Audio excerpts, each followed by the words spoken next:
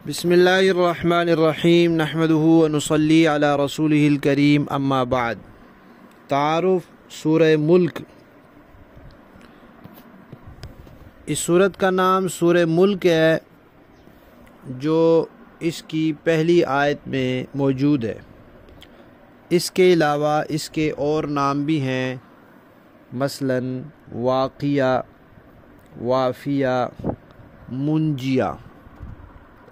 واقعہ کا معنی ہے بچانے والی، منجیہ کا معنی ہے نجات دینے والی، مانعہ بھی اس کا نام ہے۔ مانعہ کا معنی ہے روکنے والی، یعنی قبر کے عذاب سے روکنے والی، ہر قسم کے عذاب سے نجات دلانے والی۔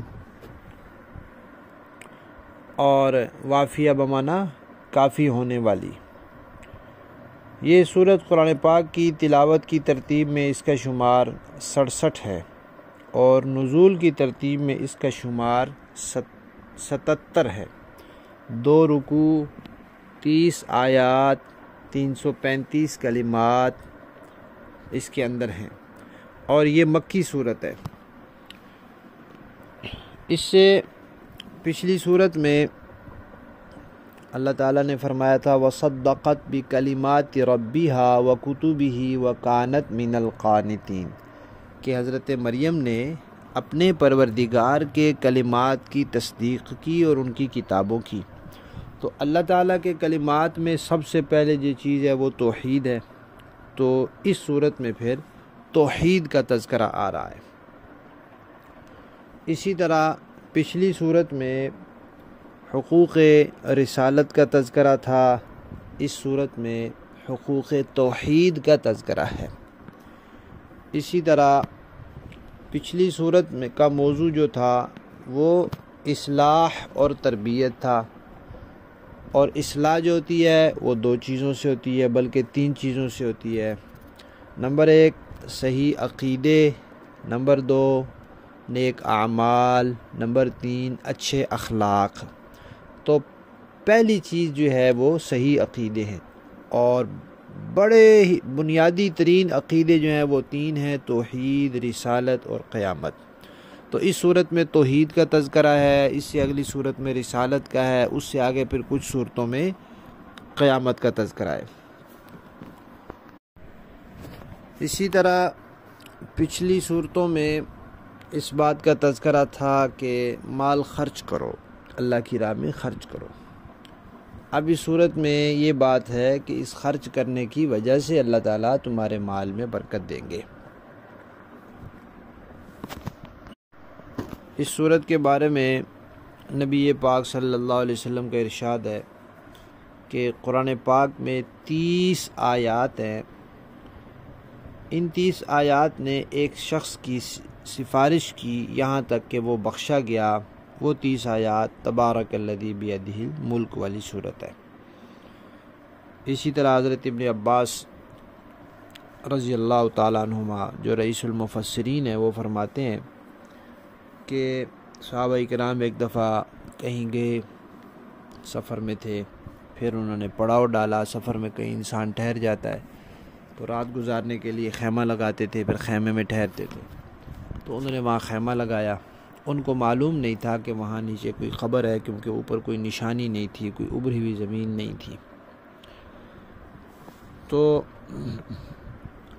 اب وہ جب خیمہ لگا دیا انہوں نے، تو اب ان کو نیچے سے آواز آنے لگی کہ اندر کوئی آدمی تبارک الذی بیدہ الملک یہ صورت پڑھ رہا ہے۔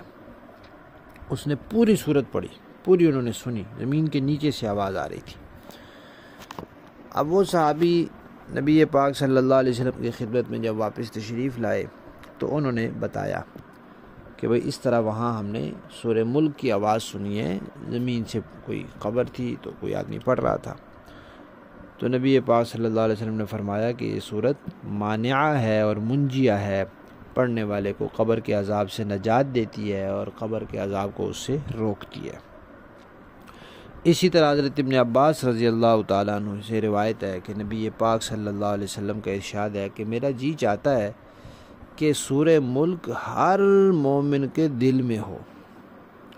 اور حضرت جابر رضی اللہ تعالیٰ عنہ سے روایت ہے کہ نبی پاک صلی اللہ علیہ وسلم جب تک سورہ الف لام میم سجدہ اور سورہ تبارک الذی یعنی یہ سورہ ملک نہیں پڑھ لیتے تھے اس وقت تک رات کو سوتے نہیں تھے، یعنی ہر رات یہ 2 صورتیں آپ ضرور پڑھتے تھے۔ ایک بات فائدے کے طور پر حضرات مفسرین کرام نے لکھی ہے کہ کچھ صورتیں ایسی ہیں جن میں اللہ تعالیٰ کا ذکر لفظ رب کے ساتھ زیادہ آتا ہے، اور کچھ ایسی ہیں جن میں اللہ تعالیٰ کا تذکرہ لفظ اللہ کے ساتھ آتا ہے، اور کچھ ایسی ہیں جن میں اللہ تعالیٰ کا تذکرہ لفظ رحمان کے ساتھ آتا ہے۔ تو جن میں لفظ رب کے ساتھ آتا ہے ان کو ربانیات کہتے ہیں، اور جن میں رحمان کے ساتھ آتا ہے ان کو رحمانیات کہتے ہیں۔ تو یہ جو سورہ ملک ہے یہ بھی رحمانیات میں سے ہے کہ اس میں اللہ تعالیٰ کا تذکرہ رحمان کے ساتھ آیا ہے۔ ویسے بھی جن صورتوں میں اور جن آیات میں اللہ تعالیٰ کی توحید اور اللہ تعالیٰ کی صفات کا تذکرہ ہوتا ہے ان کی اہمیت بڑھ جاتی ہے، اور ایسی بہت سی صورتوں اور آیات کے فضائل بیان ہوئے ہیں۔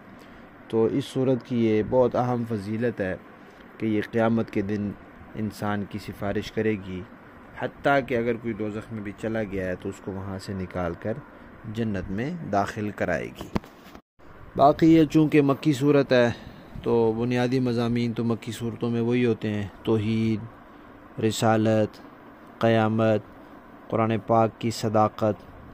تو اس صورت کا زیادہ تر حصہ توحید کے بارے میں ہے، جس میں اللہ تعالیٰ کی قدرت کا تذکرہ ہے کہ زمین اور آسمان کی بادشاہی اللہ تعالیٰ کے ہاتھ میں ہے، زندگی اور موت اللہ کے ہاتھ میں ہے، آسمان اور زمین اور خود انسان سمیت ہر چیز کے خالق اللہ ہیں، مالک بھی اللہ ہیں، اور نظام چلانے والے بھی اللہ ہیں۔ پیدا بھی انہوں نے کیا ہے، ملکیت بھی انہی کی ہے، اور اختیار بھی انہی کا چل رہا ہے۔ اب اگر اس پورے نظام میں انسان ڈھونڈے، آسمان دیکھے، چاند سورج ستارے دیکھے، تو اس کو کوئی عیب نظر نہیں آئے گا، کوئی خلل نظر نہیں آئے گا، کوئی خرابی نظر نہیں آئے گی، کوئی پھٹن نظر نہیں آئے گی۔ اور اس کائنات میں، اس جہان میں جتنی بھی چیزیں ہیں سب اللہ نے پیدا کی ہیں، اور اللہ نے کوئی چیز بے مقصد پیدا نہیں کی۔ تو جب کوئی چیز بے مقصد نہیں ہے تو انسان بھی بے مقصد نہیں ہے، اس کا ایک مقصد ہے۔ وہ کیا ہے؟ یہ امتحان کی خاطر آیا ہے تاکہ اللہ کو راضی کرے اور ہمیشہ کے لیے کامیابی حاصل کرے۔ پھر جو اللہ کو راضی کر لیتا ہے اس کے لیے پہلا درجہ ایمان کا ہے کہ اپنا ایمان اور عقیدہ ٹھیک کرے، تو ان کو پھر اللہ تبارک و تعالیٰ نے خوشخبری سنائی ہے، عقیدے ٹھیک کر لیں، عمل ٹھیک کر لیں۔ کس کی؟ کہ اللہ تعالیٰ ان کو بخشیں گے، ان کی مغفرت فرمائیں گے۔ اور جو ایمان نہیں لاتے ان کو اللہ تعالیٰ نے ڈرایا ہے آخرت کی ہولناکیوں سے، جہنم کے عذاب سے۔ اور دنیا میں بھی اگر فرمایا کہ اگر اللہ تعالیٰ پتھروں کی بارش بھیج دے، تمہیں تہس نہس کر دے، تمہیں زمین میں دھنسا دے، تو تمہیں کوئی بچانے والا نہیں ہے۔ لہذا دنیا کے عذاب سے بھی بچنے کی فکر کرو اور آخرت کے عذاب سے بھی۔ آخرت میں تو ہر کافر کے لیے عذاب ہے ہی ہے، لیکن دنیا میں وہ اللہ تعالیٰ کی مرضی ہے، کبھی اللہ تعالیٰ کافروں کو دنیا میں بھی پکڑ لیتے ہیں اور کبھی دنیا میں اللہ تعالیٰ ان کی پکڑ نہیں فرماتے۔ وہ اللہ تعالیٰ کا ایک اپنا ضابطہ اور قانون ہے، وہ اس کے مطابق ہوتا ہے۔ لیکن آخرت میں یہ نہیں ہے، آخرت میں سب کافر پکڑے جائیں گے۔ اور یہ بات بھی ہے کہ جب اللہ تعالیٰ نے انسان کو پیدا کیا ہے تو پھر انسان کی ضروریات کا انتظام بھی کیا ہے۔ انسان کو اللہ تعالیٰ نے یہاں کچھ اختیار دیا ہے، چیزوں کو اس کے تابع کیا ہے۔ انسان کی جسمانی ضروریات کا انتظام بھی کیا ہے، انسان کی روحانی ضروریات کا انتظام بھی کیا ہے۔ انسان کو پیدا کر کے اس کے لیے رہنمائی کے ذریعے بھی بتا دیے ہیں کہ یہ کام صحیح ہے، یہ غلط ہے، یہ جائز ہے، یہ ناجائز ہے، یہ صحیح صراط مستقیم اور جنت کا راستہ ہے، اور یہ گمراہی کا اور دوزخ کا راستہ ہے۔ اب اس کے بعد انسان اگر صحیح راستے کی طرف چلتا ہے تو اللہ تعالیٰ توفیق دیتے ہیں، مدد کرتے ہیں اور اس کے لیے آسان کرتے ہیں، اور اگر نہیں چلتا تو اللہ بھی پھر چلنے دیتے ہیں اور پھر وہ اپنا کیا کرا خود بھگتے گا۔